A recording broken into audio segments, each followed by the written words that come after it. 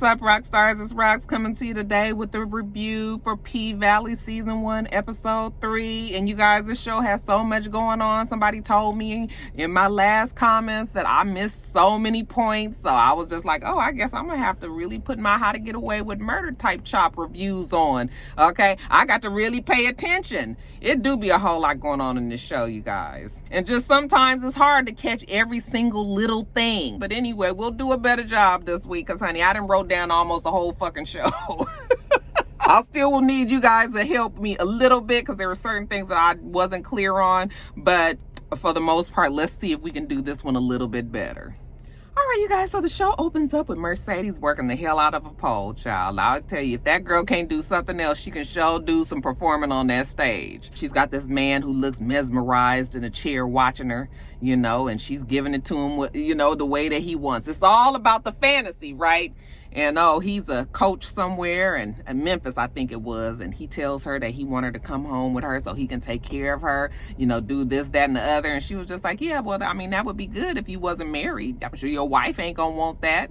Okay, but he was like, I'm serious, like, come on to Memphis and let me take care of you. She was just like, boy, this is the fantasy, honey. In reality, you couldn't even afford me. Did she stick her hand out like, give me my money? And now the fantasy goes away to everything else that's really going on around them. They are actually in the pink, and there's a whole bunch of people all dancing around and everything. But for them few minutes, it was just Mercedes and the man. I imagine that's how many men get mesmerized by these strippers. Now we see Autumn. She's trying on wigs at the beauty supply store. Okay, a stripper always have to have her looks. That damn Clifford had been talked so bad about her do-it-yourself hair. Now, see, you got this girl out here buying these cheap blonde wigs now. She buys the blonde wig and she goes and she's working at the pink, you know, trying to get her coins up. You know, she got to do a job for Clifford. You know, after she finishes, she goes to pay Clifford his money. Y'all remember he got these new rules for the strippers, and Mercedes is watching from afar, and Clifford waves her away, and she was just like, you know. But Mercedes knows something's up. She just ain't quite hip to what it is. But anyway, Clifford want to know what the tea is, what you got for him. All right, Autumn. And Autumn was just like, yeah, I don't have nothing. I called him and left a message. He ain't called me back. And Clifford was like, well, then if you ain't got no tea for me, then I ain't got no ID for you. Now, at the same time, we see Andre. He looking at the pictures. Oh, it's of the casino, and it looked like it's gonna be a really nice spread from what I can take, you know, what I can gather. How about he texts Autumn, say last night was fire, and then have a blessed day. I was just like, oh, we saved now. But anyway, he's on the phone talking to somebody named Phil. Hey, I'm looking at the casino. Ooh, they did a good job here. He said, like, I'm gonna send the pictures on to you. Check your inbox. Okay, now we don't know who Phil is or what's going on there, but something's starting to tell me that Andre is way more involved in this than we understanding right now. Later on, we see Andre talking to the mayor. Okay, that mayor was looking good. I said, all right, Isaiah, you looking good in your older man age, right? The mayor is telling, you know, kind of in a you my boy kind of way, is thanking Andre for bringing his business to the city, you know, that he's looking out for his own people. I said, if you knew the way that Andre felt about skin folk being kinfolk, you probably wouldn't think that way, Mr. Mayor Man. But anyway, this is the part that I'm gonna need you guys to help me with because I was not clear. I watched it like 5 or 10 times and I was just like, okay, I'm gonna need y'all help. But we get a little bit more information. They are going to build this new casino. Okay, the mayor, from what I gather, is getting kickbacks from this casino, but he feels like it's cool because people have been doing it, you know, that's how they do it down there in the Delta. Andre is explaining to him how Corbin wants to lease the land and not sell the land. I think this is where we find out that Andre is actually trying to get the land of where the pink is. Okay, because he tells him the waterfront property that the pink has is way more prime real estate than where you guys are trying to build it. But I think from what I gather, and that's why you guys gonna have to help me on this part, that the mayor was saying, no, we're gonna do it right where we have it. You know, he already got the plans. He's gonna have his kickbacks from it, you know, and all of that. Andre was like, I thought you was serious about rebuilding this town. And he was like, are you judging me? Anyway, you guys just kind of focus me on that part because I was not clear. Was Andre trying to force the sale to go more where the pink was? Y'all let me know. Now, back at the Pink, we see Diamond and Big L, you know, they outside having a smoke or whatever, laughing, talking, and Autumn walk out there, okay? Don't nobody seem to like Autumn that too much. You know, she asked for a smoke and Diamond going to give it to her, but both Big L and Diamond leave. So she out there by herself. She gets a text message from the member she's supposed to be getting this bank transfer, $9,000. And they text her and says, this your last, you know, your final text. You need to bring your ID down here so you can get this money. As much as she don't want to have to do this, you gonna have to call Andre, girl. So next we see her with Andre there at the diner, you know, and there's a whole bunch of cute little talking and flirting and whatnots. But, you know, Andre finally comes clean, you know. I mean, he ain't really got to come clean. He has a ring on. I never even noticed it up until you guys mentioned it last week. Now you can, it seems like it's prominent. He got a wife up in Atlanta, I think he said. She was like, I know your wife must miss you while you up here running around trying to get this casino shit taken care of. And he was just like, will you keep your voice down? And she was just like, what's the big secret? And he says, well, it's complicated. In the meantime, until everything happens, they don't really want to talk about it. And she was just like, well, you don't think I could understand? He says, no, I'm sure you could understand. But like I said, we don't want to say nothing until everything is final. So while they sitting there talking, there's a little old man that's at the bar, and he says, y'all such a cute couple, you know, y'all live down here. And then she was just like, before Andre could say anything, she was like, no, we just passing through, you know. And so the man's like, oh, visitors, well, you guys should go visit the mountains. Okay, you ain't seen nothing till you went to the mountains, honey. Let me tell you the story about the mountains. So we had these two Choctaw men that was up there, and they was searching for new land, and they would walk the land, and at night they would plant a stick in the ground, and whatever direction the stick was pointing in the morning, that's where they would go. And they did that walking for 100 years. Anytime somebody would die, they would just put the dead person on their back. Can you imagine walking around with that much death on your shoulders? Well, Autumn can, because while he's telling this story, she starts to daydream or think about what's happened in her past. Still don't know the full story because these are all flashbacks, but she's thinking about it, and she's sort of in a trance when she's thinking about it. Andre breaks her trance, though, and says that he would take her to the mountains if she wanted to see them. Before she can answer, in walks Mercedes and Gidget in Mississippi. And Andre was like, okay, and this is where I leave. So when the girls sit down, you know, he tells Autumn, you know, I'll take you up to the mountains if you want. I'll text you. And she says, and I'll respond. Okay, the girls was like, oh, look at you, got a regular? Okay, everybody got their regulars. Mississippi says she got Corbin and she got somebody else. You know, Gidget says she got her boyfriend and somebody else. All right. And Autumn was just like, it's innocent, it's nothing. And Mercedes was like, says the guilty. Autumn ain't got time for this. She about to leave. All right. And Mercedes lets her out the booth, but just kind of looking at her. I still can't figure out how exactly Mercedes feels about Miss Autumn. But Mercedes is smart enough. She just gonna sit back and watch what's going on with Miss Autumn. Now, speaking of Corbin, we see Corbin. He is operating this huge truck that's picking cotton out in the fields. I did not know that that's how the cotton is picked, but I was just like, look at all that. While he's operating the machinery, he pulls up, and child, we see Clifford down there. Let me tell you what Mr. Clifford got on, child. When I tell you, he had on his denim shorts and had on like this red, very dramatic, you know, with a big petticoat almost looking at the back, you know, the kind to make your butt go out like that, you know, and cinches at the waist. You know, he had his matching red umbrella with the lace tendrils coming down. I said, Clifford, you better style up in this fucking cotton field. He come down there, he want to talk to Corbin. Can you imagine that, seeing that in the middle of a cotton field in Mississippi, child? Anyway, what is going on, Corbin? You've been keeping secrets from me? You coming up in the Pink all this time? Now, who is this Andre motherfucking Watkins? He was just showing him a good time. It was nothing more than that. He was just like, oh, so we doing all this stacks of money in the private rooms, you know, just trying to show him a good time? Like, you gonna have to do better than that. Now, you can trust me with the secrets. Now, all these years, I done knew a whole bunch of stuff about you, and I ain't never said. I'm probably the only person in this town that you can trust. And I guess Corbin thinks about it, and he believes that. So he tells Clifford that, you know, his brothers want to sell some land because they want to build a casino there. He wants to lease the land because there's way more money in it. Why get one when you can get 10 million? $10 fucking million? Okay, and you mean to tell me that the Pink is gonna be right across the street from a casino? A motherfucking casino? Boy, that Clifford was excited after that. Corbin was just like, well, calm down. It's gonna take some time and everything. But did you notice that Corbin's face hesitated when he said across the street? I was just like, I don't know. It looked like it ain't gonna be exactly across the street, more like right on top of.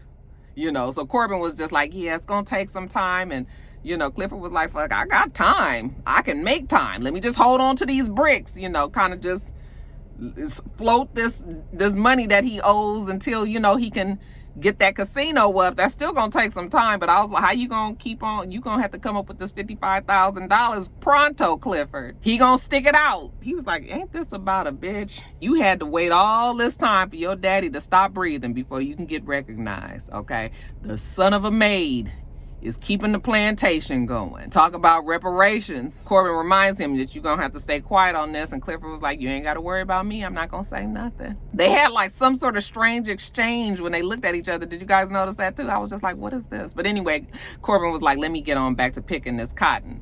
And Clifford was putting his glasses on, and he was like, Corbin, you know, get you some sunscreen, baby. We don't want you to turn black. That Clifford is something else.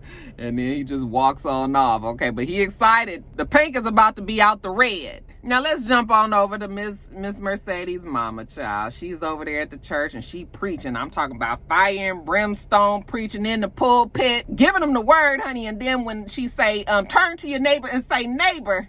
Okay, Mercedes breaks the trance. Much like Mercedes was in a fantasy earlier, so was her mama. Okay, she's dreaming of preaching to the congregation, obviously. Mercedes is like, when are you going to give me my $20,000? You know, mama's still big and bad. What are you gonna do with this?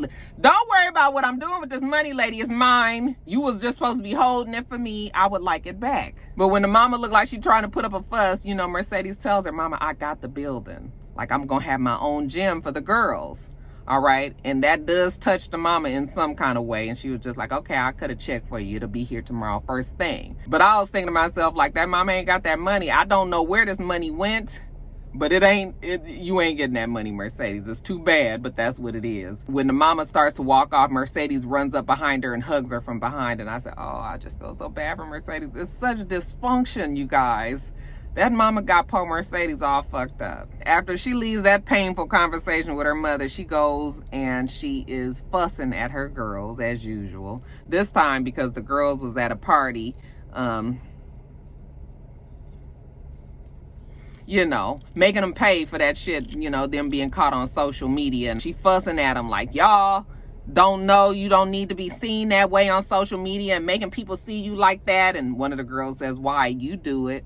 And honey, why she say that? Mercedes walk over to her and she says, and I get paid for that shit. In the meanwhile, you guys are doing the shit for free. Now, how is that smart? Okay, and since you want to be so damn smart, give me 50 toe touches. And looks at the girl that said, you know, her smart ass comment and says, and you give me 70. Now, over at the Pink, we see Mississippi and Gidget practicing. Okay, they doing their pole work. Everybody has spectacular bodies. They so strong in that pole. It's just so mesmerizing to see people on those poles and the things that they can do. Anyway, Mercedes come rushing in. You know, I'm sorry I'm late. You know, they was like, where you been? She was like cussing out some bitches. Okay, but anyway, she jump up on top of the stage, and now they practicing a stunt, I guess, that they're going to do at one of their shows at the club. So, you know, they practicing, and Mercedes is at the very, very top, and she's standing down on Mississippi, and Mississippi is wincing like something is hurting.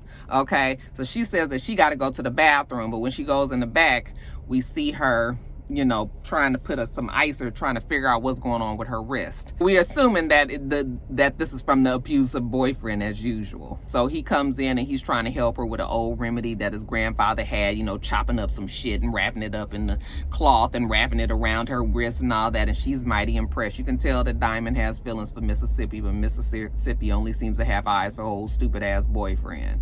When they have another fleeting moment of them kind of staring at each other, the baby starts crying in the background, and Clifford was like, can you bring your titties in here for this baby is hungry? So she gotta go. Okay, but later on we see her on her social media. Hey, this is M.I. crooked letter I, crooked letter I, hunchback I. Everybody come on down to the paint, because she and Mercedes and Gidget, they about to give this for real show, and people got to make sure they come and all of this, right? So they pumping up what's gonna happen at the paint. Afterwards though, she still got the baby there, and she needs a little help with the baby. Don't nobody got time. So she sees Autumn, and she's like, Autumn, can you hold the baby for me? Well, you guys know Autumn don't really want to hold the baby, because Autumn still be having problems, right?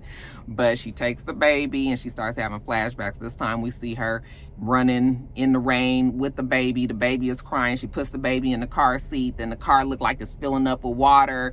And then we see like a shirt. I'm not sure if it was the baby's shirt or what, but it looked like the baby had been shot or something, because we hear like a gunshot, and then she got blood all over her. Like, I'm not real clear still what happened there, but Autumn's flashbacks are getting worse and worse. So now, because she's trying to run from the demons of her past, when she goes out there, you know, she's just as drunk as she can be. She goes to the bartender to get a drink, and the bartender gives her water, and she was just like, girl, you need to slow up. And she was like, fuck that. You know, she goes and finds another guy, like, buy me a drink. But anyway, it's time for Mercedes, Mississippi, and Gidget to do they big stunt that they was gonna do on the pole. And child, I'm telling you, them girl, I loved this scene because everybody was so fucking pumped up in that club.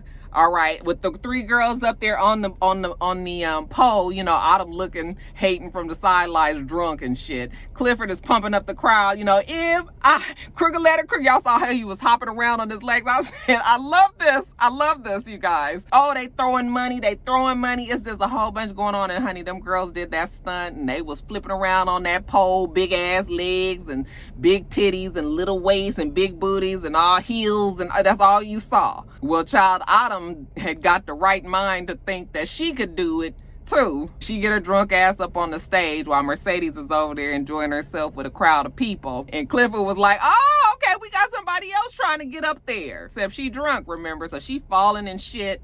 Then she tried to get up on the pole, and she goes up halfway. Mercedes go up after her. Then she go falling off the damn pole onto the ground. You know, people is laughing and looking and shit, and you're not gonna make no fool of Mercedes, honey. It's always the showman. She jump on top of Autumn and starts humping her, you know, hunching her and dancing and everything, and everybody's all pumped up. She saved that show. But you know Mercedes is still pissed. So when they get off the stage, she follows Autumn to the back, and she says, bitch, don't you ever come up on my stage drunk like that again. Of course, Autumn is saying that she not drunk and all of that, and Mercedes like, you need to take your ass home and take care of yourself. And Autumn was like, why you want to act like you care? And she says, I don't. Okay, bitch, just stay off my fucking pole. Oh, sloppy ass biatch. But you could tell that Mercedes does kind of have something for Autumn. She just can't seem to, since Autumn keeps her walls up so high, Mercedes can't seem to care for her either. Now, you guys, let's jump over to DJ Never Scared. Child, I did not realize that this boy was in high school. I'm assuming he's 18 years old because he's DJing in the club, but there's no alcohol in there, so maybe that's why there's not supposed to be any alcohol, I should say. So maybe that's why he can technically still work in there. But anyway, Lil Murder come up there to pick him up because he wanted him to hear some new music. And for the life of them, y'all, Lil Murder cannot put out no music, you know. DJ Never Scared is listening and like, yeah, I mean, it's all right, but you know, that you're gonna have to do some shit that the girls can twerk to. Like, you know, you're gonna have to tighten up on the 808s, and you're gonna have to, you know, let it marinate, and you're gonna have to do this, that, and other. You know, he talking in all this slang, and Lil Murder was just like, I don't even know what the fuck you talking about. Okay, he just basically trying to tell him, like, that music that you playing is not no shit these girls can play, you know, can dance to. But why don't you come with me? You know, Never Scared, want to help him out and everything. You know, come on to the house, my mama gonna cook. Murder said, okay, that's fine. You know, you know your mama love me. Okay, I'm gonna be your stepdaddy. I said, oh, so is Murder messing around with Never Scared's mama? Or was he just saying that?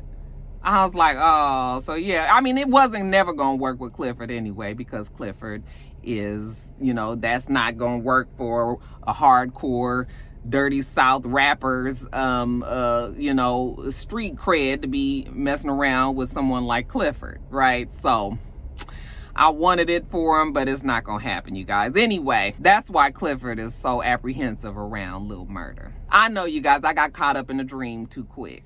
Now, we see Autumn and Andre. They're out. You know, he's taking pictures. I'm not sure if this is supposed to be the mountain that they was talking about, but he's telling Autumn how the casino is going to turn the city around, that this is going to be a good thing for where they are. And even though he can't give her more information, it is going to bring in money to the city, you know. And she was just like, well, how's it going to help the people that live here? And he was like, why do you always got to be so down on everything? Are you always so facetious? She was like, well, if we going to talk, then let's talk. Now, I don't know how talking became what happened after that. You know, they all deep in the throes. They go busting into his hotel room and they kissing and all this, about to get ready to do it, taking off each other's clothes, lay down on the bed. The whole time that they doing all this, she's side-eyeing the laptop. Figured that all the information that she needs to get is on there. All right. But anyway, he ain't paying no attention to this fucking laptop. He's still kissing on her and doing all of this. And then she says, you got a condom? And he says, no. Okay, looking like he fully ready to go full steam ahead. And she was just like, well, you better go get one then. I don't know what kind of stripper you think I am. So he gets up and gets dressed and he's about to walk out. And she's like, baby, I want to keep this motor going. You know, can you let me in? And points to his laptop. Now, fool, you know you got all this shit on your laptop. Are you really trying to just leave her with your laptop? I mean, he's square, you guys. I'm talking about the ultimate, the most green of squares, if he thought that this was okay. So he opens up his laptop, logs in for it, and he walks out. Okay? So now, of course, she's in while he out there trying to get one in the lobby. They ain't got one there. So now he got to go to the closest drugstore, gas station or something to pick up one. This gives Autumn all the time that she needs to get into his computer, copy over the files for this casino shit, the pictures and all of that, right? So she gets it all over and she's pretty pleased with herself. And then she sees something, a folder, you know, and we know what's in that folder. All right, but she don't know, but she's curious. So while she got the porno playing in the background, just in case he walk in, you know, she got to X out real fast. She looks into the folder and she don't like what she see. And by the time that Andre gets back with his hard dick and condom, honey, Autumn is no longer there. But she sure did leave her picture of herself up on that screen so he could know why. Now, Patrice, you know, that's Mercedes' mama. She's at the board meeting with the rest of the men at the church. She the only woman there. They talking about who's going to be preaching in the absence of the pastor when he has to go and do other things. Okay, Patrice is like expecting it to be her. But pastor thinks of Elder Clydell. Okay, she was just like, Elder Clydell ain't gonna preach nobody nothing. Okay, he ain't gonna bring no dollars up in this church. He ain't gonna get the, you know, the Holy Spirit going. Pastor don't want to hear that. Women are the backbone of this church, but you know, basically a woman got to know her place, and it is not up in that pulpit, at least not in the pastor's pulpit. So, if it's all right with you, and it's not, Elder Clydell will be preaching in his absence. Next order of business. Now, later on that night at the Pank, Clifford is outside trying to pump up the girls that's coming in, you know, for the work. And he sees Never Scared get out the car. It's like, when your mama get this car? Okay, but then he sees that it's actually Lil Murder in there. He was like, you coming inside the Pank? And, you know, Lil Murder was like, nah, not today. Not coming in today. You know, and then he kind of motions over, looks over at some guys that's standing outside watching. And Clifford gets the message right away, like, oh, okay. I felt so bad for Clifford. I was like, oh, Clifford. It must be hard to, you know, have feelings for people and people don't accept you but still want to fuck you. Like, that's always been what I thought trade was, you know. But, yeah, I felt bad for Clifford, didn't you? But inside the Pank is business as usual. Mississippi and Gidget are up there on the stage working together, okay, and it's choreographed quite nicely, okay. Them girls is doing their thing, and then, you know, Mississippi, one of her regulars come in, steals her away, and then we see a white guy come in, and Gidget is so happy to see him. She runs in his arms and jumps and kisses him and all of that. So they go in the back room, and they get to grinding on each other, you know, and she just want to put the tip in. But he was like, yeah, Uncle Clifford ain't really for that shit. And then, of course, Uncle Clifford come in there and was like, get your girl, if you don't get your ass back out there on that stage. And she was like, I told you, Uncle Clifford is always working me like a slave. He was like, ain't that about a bitch? Okay, got a white girl talking about working like a slave. Anyway, we find out that the white guy is like a little drug dealer, and I guess he was having Clifford move some of his drugs in the club. You know, Clifford need the money. But Clifford was like, you know, weed is one thing, but these oxy pills that you was pushing, you know, he ain't really trying to get caught up like that. That's more jail time and everything. He only gonna do this for a little while longer anyway. The guy hands him an envelope of money, you know, when Clifford looks at it. He was like, it's all there. Clifford's like, you know, I don't trust white people. I love Clifford. Then he look over at Gidget. He says, anyway, Sojourner, you got one more minute and you gonna come on out here and pick this cotton. So, you know, she got to finish up with her boy, and she trying to get a pack of pills from him. You know, he was like, you sure this not for your mama? She was like, no, it's for Mississippi. She sprained her wrist. You know, he looked like he don't want to give her the pills, but he goes on and allows himself to be seduced away from him. I was like, nah, are this for her mama or for her or what? Definitely not for Mississippi. She don't strike me as an oxy girl. Now, Autumn goes and gets Clifford, and she shows him what she got. You know, Clifford was like, ooh, my nipple's so hard like rubies. He's so excited. Okay, so she's showing him the pictures, and you know, this is the land, and here's where the casino gonna be, and that's where the paint is supposed to be, and okay, so you can kind of gather from yourself what's going on in these pictures. She was just like, ID please. And he was just like, what? She was like, do you know what I had to go through for this? Okay, give me the damn ID. He was like, damn girl, why you gotta be so funky? What's the problem? Okay, well now while he talking to her, the phone rings, and she was like, it's Andre. He snatched the phone from her. Of course, she's all like, give it back, give it back. Did you hear him when he said, get back? Okay, I had a whole bunch of bass like, girl, don't let this long robe or whatever he got on fool you. You is not strong as I am. Get off of me. But anyway, he texts Andre and says for Andre, you know, speaking as her, for him to meet her at the Paradise Room. Look at her and says the password is apples. Then he give her phone back. Now inside the, you know, back room where the strippers all get dressed and everything, they looking at a video of a pool party, you know, that Mercedes girls that she coaches, they all there at the party, you know, getting whipped cream put on their ass and everything in the pool, all this. Mercedes was like, oh, hell, fuck, no. Okay, so honey, she jump in her car and she drive to the location. I was like, well, how you know where to go, Mercedes? But honey, Mercedes knew where to go. She walk in there. Somebody's like, ooh, somebody got about to get their ass whooped. She walk in there and she go up to the damn microphone. I said, okay, she obviously knows whoever is here. And she's like, you guys ain't got to go home, but you got to get the fuck up out of here. And then one of her girls, actually the smart one from the 70 toe touches the other day, she's all trying to sneak out with everybody else. And, you know, Mercedes catch her like, where you going, girl? This is where you live. I said, oh, the plot thickens. So she calls the girl's mama. Evidently, the girl's name is Terica. He gets off the phone. Terica's like, why you had to call her? Why you had to tell her what was happening? Mercedes just tries to give it a real, like, girl, you carrying on the way that you are. You ain't gonna be nothing, you know, but finding yourself bent over some table by some man behind you. You know, your ass gonna get pregnant. Is that what you want? And the girl was like, well, even if I did get pregnant, I wouldn't give me up like you did. And then she rushes off. And I said, oh, wait a minute.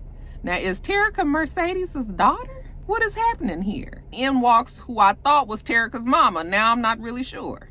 She obviously plays Terica's mama. Mercedes was like, where have you been? And she was like, I was visiting my sister that's sick. Like, Terica told me she was going to spend the night over her friend's house. And she was just like, yeah, that's the old, you fell for it, basically. You know, she basically told Mercedes, this ain't going to work. Okay, this whole dancing thing, Terica's all obsessed with the way she look and how her body is and always dancing in the mirror and everything. We need to refocus this energy. She need to be into school, into the books and all of that. Mercedes was just like, well, you the one with custody. So, I mean, I guess what you say goes, huh? Mama just looking at her like, oh, well. And she walk up the stairs and Mercedes was like, you welcome, you know, and the lady does, you know, say a little soft thank you.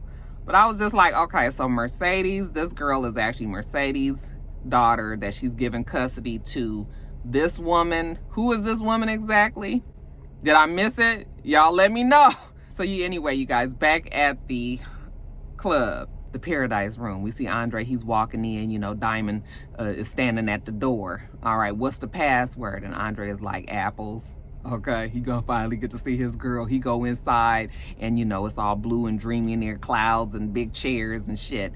and the chair back is to him. And so when Andre goes in, he says, I'm so glad you reached out to me. I just wanted to explain to you the picture why it was on my laptop. Okay, honey, that Clifford kicked that one leg out, and it was so dramatic the way he kicked the leg out and turned around and stood up and then came on the chair and did one of these numbers. He said, good, because I'm gonna need a little bit more information. I wish I could see that again and again, like in slow motion. It was just so beautiful. I love the choreography. If I don't love nothing else on this show, I love the choreography of the way things happen, even when they dancing or not dancing. Certain things are just so fluid and beautiful. He sits Andre down, and Clifford want to know more about this damn casino. He was like, well, you already know, seeming you asking me about it. No, we gonna need details. And don't worry about it. I can keep secrets well. Okay, I can keep your secret that you dicking down one of my girls in this club. I'm sure your wife wouldn't want to know that. What gives? Okay, I done seen the pictures and everything, and unless it's gonna be a bridge, it looks like the pink is gonna be gone if this casino happens. And Andre was like, it's confidential. Clifford was like, I can tell you one thing, I ain't going no motherfucking where. Andre tells him that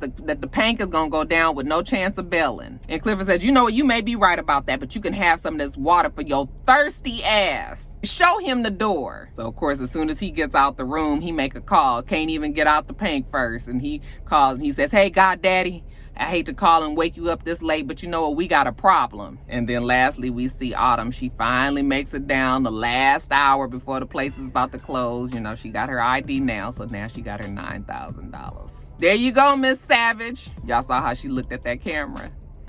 I said, okay, Autumn, we still don't know your story, but we need to know it because, honey, we ain't liking you too much yet. All right, you guys, let me get off of here. I've been in here a long ass time, you guys. Make sure that you rate, comment, and subscribe to the channel. I'm itsrox. The channel is for itsrox, and everything else I do will be in the bottom bar. All right. So I hope that you have a wonderful, wonderful rest of your day, and I plan on doing the same. Till next time, rock stars. Bye.